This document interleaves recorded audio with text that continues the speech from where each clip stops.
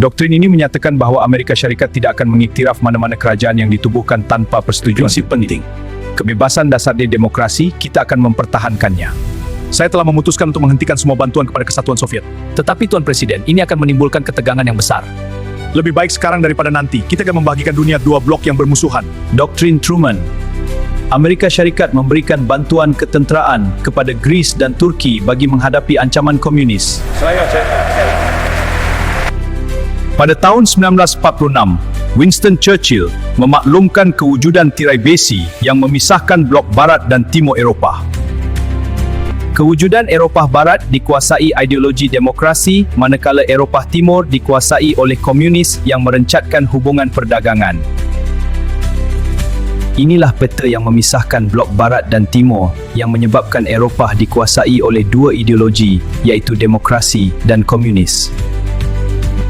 Pada tahun 1947, rancangan Marshall ditubuhkan bagi memulihkan negara-negara Eropah selepas Perang Dunia Kedua di samping memperkukuh pemerintahan demokrasi Eropah. Rakan-rakan, kita mesti bertindak segera untuk membangunkan semula Eropah. Saya setuju. Pelan ini akan memulihkan ekonomi dan menghalang pengaruh Soviet. Tetapi adakah Kongres akan meluluskan perbelanjaan yang besar anan dunia? Rancangan Marshall dirancang oleh Setiausaha Pertahanan Amerika Syarikat iaitu General George C. Marshall yang berhasrat membendung pengaruh Kesatuan Soviet dengan memberikan bantuan kewangan kepada negara-negara Eropah.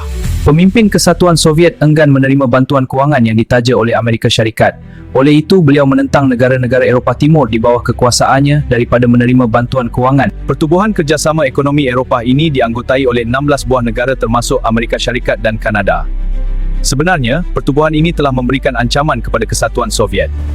Pertubuhan ini adalah penting bagi penyelarasan bantuan kewangan. Dengan kerjasama, kita dapat membina semula ekonomi kita.